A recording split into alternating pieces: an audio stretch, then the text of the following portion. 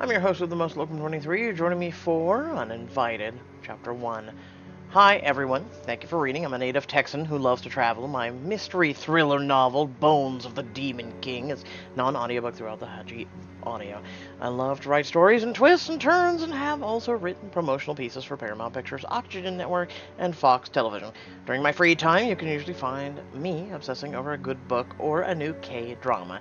Give me a follow and say hello. I'd love to hear from you. Sandra Grayson. Let's go with default name. I like the curls. I also like straight hair. Let's go though. My style is great. Let's go. May 25th, 1991. It's a night when only the wicked are brave enough to step outdoors. A flood advisory has been issued, warning residents to stay indoors. Not that they're missing much. There isn't a lot to do in a small town like Bailey's, but whose biggest attraction is a grocery mart that doubles as a supply store. The restless storm has continued its rally across the vast rural landscape well into the evening. Maggie Caldwell pulls the curtains back in the hopes of seeing her husband's car approaching, but it's nowhere in sight. He should be home by now. Her hot breath hits the cold glass rattling before her, clouding her view. She wipes the condensation away, staring out at the deep rows of oak trees surrounding her home.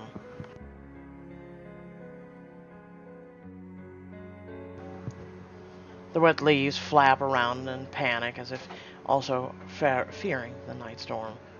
Lightning flashes ahead, illuminating her face for a moment. Her dogs bark incessantly from outside the shed, begging to be let loose. Mama?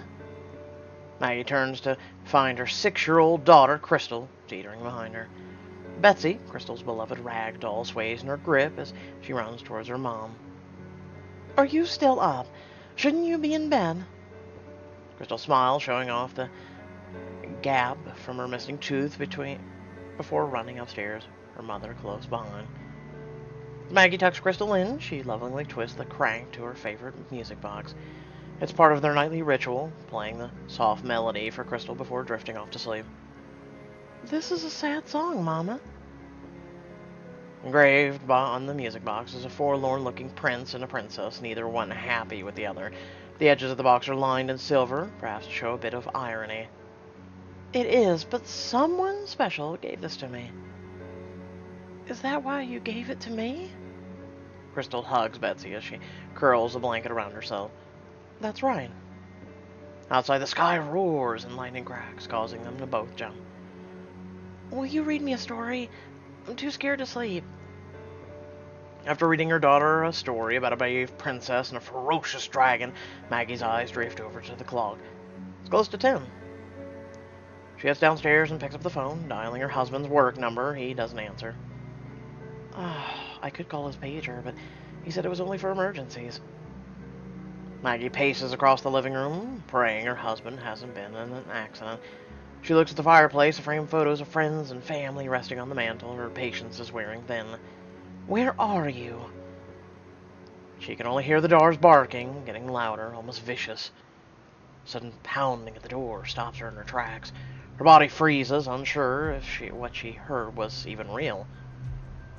Who would even be outside at this hour, in this weather? Rain batters against the roof as she waits in halted anticipation. As if on cue, 3 more pounds rap fiercely against the door. Maggie. Ask who's there. Pretend no one is home. Open the door. Ask who's there. Maggie slowly takes a step forward. Who's there? She's answered only by the incessant pounding, always in threes. Who's there? Who are you? Open the damn door! Go away or I'll call the police. Maybe the dogs will scare him away. She picks up the landline and tries to dial. Nothing. It's not unexpected. The phone lines always go down during a storm. Where is he? She slowly inches back towards the door, 1 foot in front of the other. She doesn't know if he's still out there, but Bayless is a small town. Everyone knows everyone. Why would someone do this? It's a well-known fact that the Caldwells built their cabin on the outskirts. They enjoy the peace and quiet. But unless you knew where the Caldwell cabin was, you'd probably never find it by accident. Maggie allows herself a breath of relief as the pounding on her door suddenly stops. She turns to head up the stairs and get Crystal when she hears a sudden yelp echoing from outside. Dread sizzles from her spine, a knot of fear rising in her throat. Why did the dog stop barking? Another thunderous roar causes her to jump as she cautiously inches back towards the window. Pulling the curtain back, she is left in shock and horror. The man is staring right back at her. Maggie falls backwards with a gasp, scrambling to stand before running up the stairs to her daughter. Mama, what's wrong? Going on?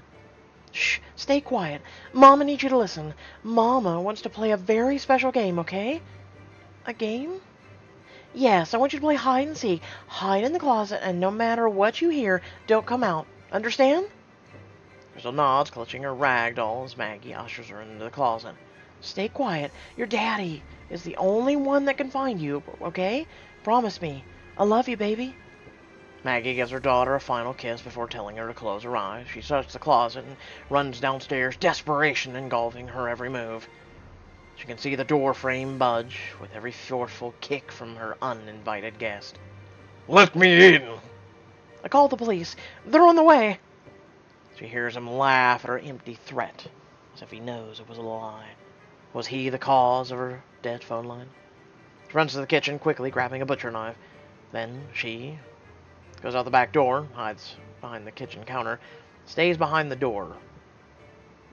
Which door? Hides behind the kitchen counter. She kneels down behind the kitchen counter as the man continues kicking the door. She takes a deep breath, hoping the door will hold, but it doesn't. Finally kicks the door open and steps inside, the bright light shining off his wet raincoat. Where are you? Come on out now! Man makes his way to the stairs. As he starts up the first step, Maggie rushes out towards him, knife above her head, ready to kill. At the last second, the man turns and steps out of the way, shoving Maggie hard into the wall. She drops like a stone. You're an idiot! He picks up the fallen knife before dragging her by the hair. Be nice to know what the guy looked like now that he's in the light, but I digress. She tries her best to get away, but he grabs her leg, jerking her towards him. Why are you doing this? You know why. She watches as his gloved hands pull a long piece of rope from his raincoat pocket. He has come prepared. Maggie bites against the cloth he shoves in her mouth, her wrists burning from the rope as she drags her to Crystal's room. Her body bounces against the mattress as he forces her down, his eyes fixated on the closet where Crystal is hiding. He softly chuckles as he tightens his grip on the knife. Maggie screams through the cloth in her mouth. I'm going to take care of her, then you! A muffled scream fills the air as a man rips the closet door open. Oh, come on! I was hoping to know. Anyway, 25 years later. Pathway Center for Victims of Abuse. This place smells like burnt pencil erasers. You don't bother reading the outdated Good Living magazine spread out on the coffee table, and that piece of trash next to the trash can is causing me to be triggered right now. Seeing recipes for meals you can't afford, and pointless how-to for equally pointless crafts also always leaves a bitter taste in your mouth. You fidget in your seat as the waiting room doors swing open for an emaciated blonde wearing only a red tank and cut-off shorts. Her left arm is covered in random tattoos of spiders, Care Bears, and Hangul. Her neck is spotted with hickeys that feel eerily in place with her black eye. She signs in with a groan as she sits across from you. Seeing her makes me think, Well, that's an interesting twist. I think I'm overdressed. Study her tattoos. Remember being abused.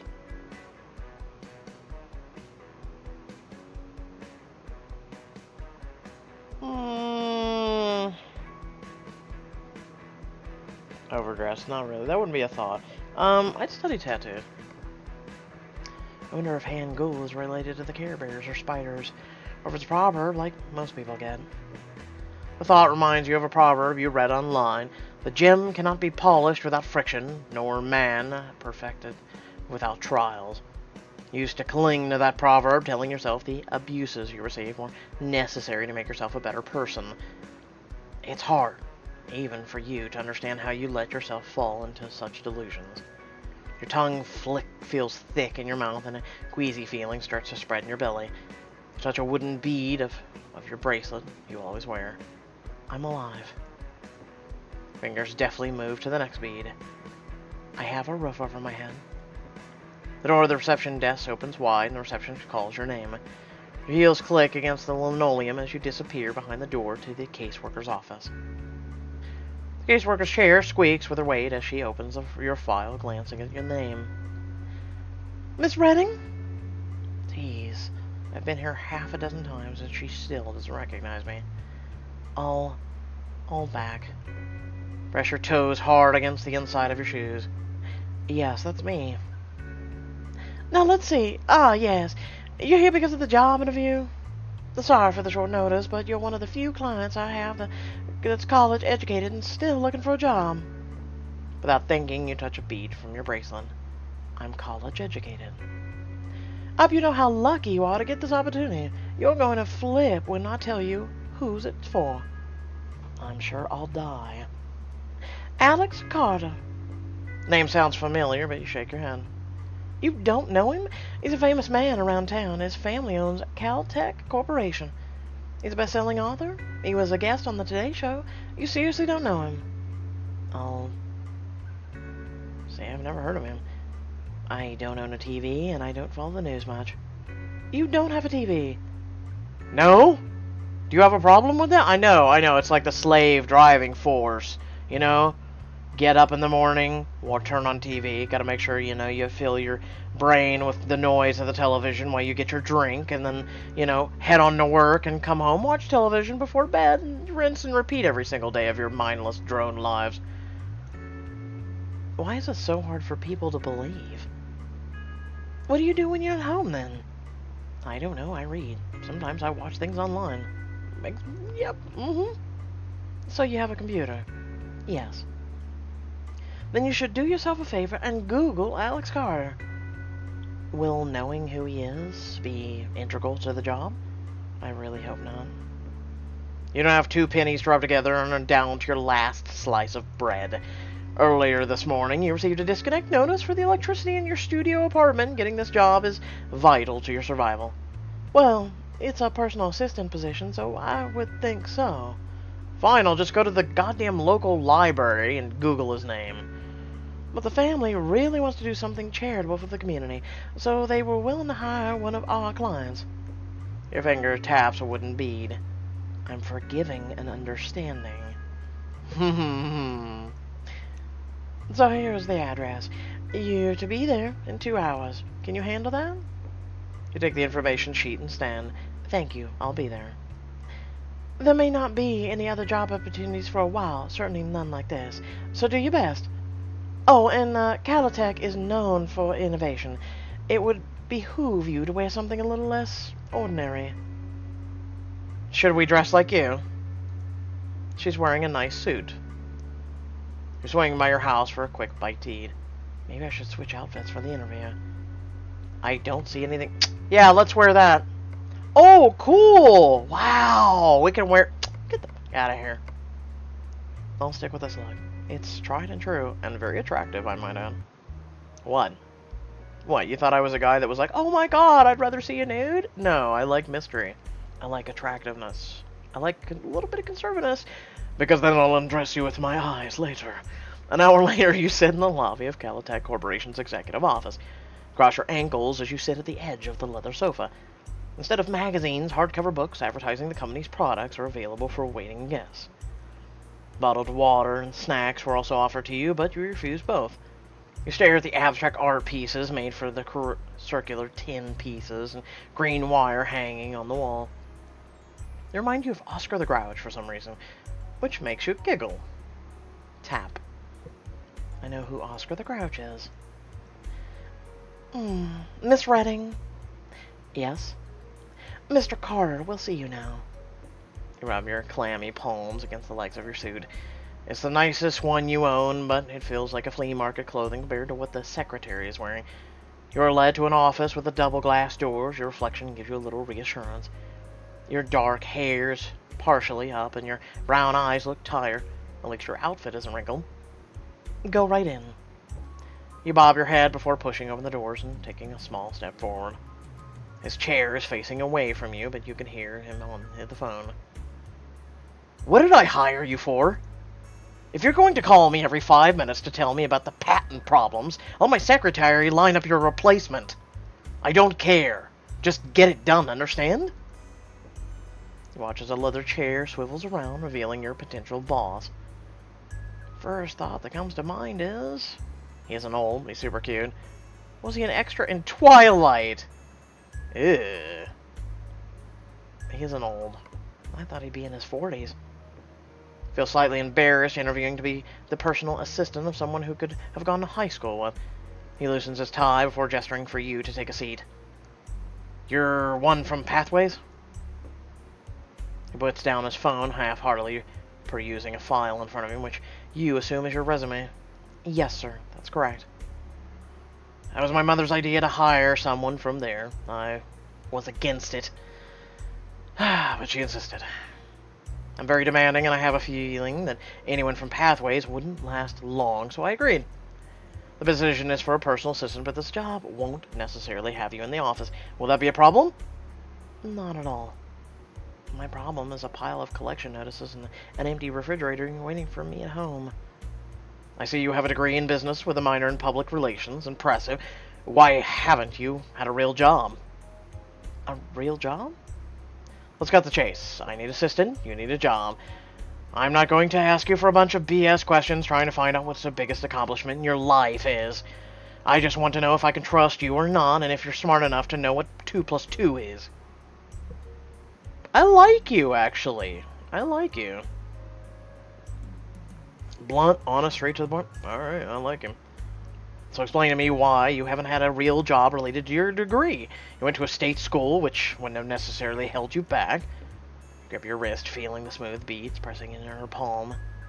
I'm not weak anymore. I am strong. I'll say... I'd rather no talk about it. I fell on hard times. My jobs were real jobs. Let's be honest. Let's be honest. I fell on hard times. Pathway is designated to help victims of abuse. I'm sure you can deduce why I'm a client of theirs. I haven't had a real job because after I graduated college, I found myself in a very precarious situation. I would go into details, but that would be crass of me on an interview, and we just met. As to whether you can trust me, I'd rather show you than tell you, but I don't steal, and I wouldn't need this job. And if you're afraid I'll spill some sensitive information, just threaten me with a pink slip because I really do need this job. Oh, and by the way, 2 plus 2 equals 4. Somewhere in the middle of your speech, you caught Alex Carter's attention. He leans back in his leather chair, fingers steepled together as he mulls over what you've just said. Taps his perfectly manicured nails against his desk before speaking. Because who gives a shit about his nails? I like your attitude. Fine, I'll give you a shot. Your first assignment would be to travel to Bayless. Have you ever been there? No, sir. I've never even heard of it. I just bought a cabin out there. It wasn't been used in years. Almost decades. I want you to personally clean it out. Make it livable for me by the time I get there. Understood? Bite the inside of your mouth. He wants me to be a maid. Welcome to being a personal assistant. How may we help you today? Will this be a problem? I'll say... Not at all. Of course not. I look forward to getting started. Remember, it's a job we desperately need, so... Good. Also have a few rules that I'll hold you to. 1, don't ask too many questions. If you don't know how to do something, figure it out. 2, I don't like hearing excuses. If you can't follow these conditions, I'll be more than happy to fire you faster than you can beg to stay. Are we clear? Yes, sir. Is that all? Yes. Go ask Felicia to take you to payroll. She'll give you the details for the Bayless assignment. Stand up, your legs like rubber, but eager to walk out the door.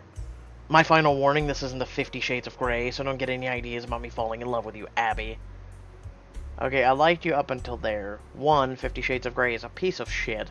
2, no one expected you to fall in love with anyone. Is he joking? I think I'll... Don't respond. You nod and then head out the door.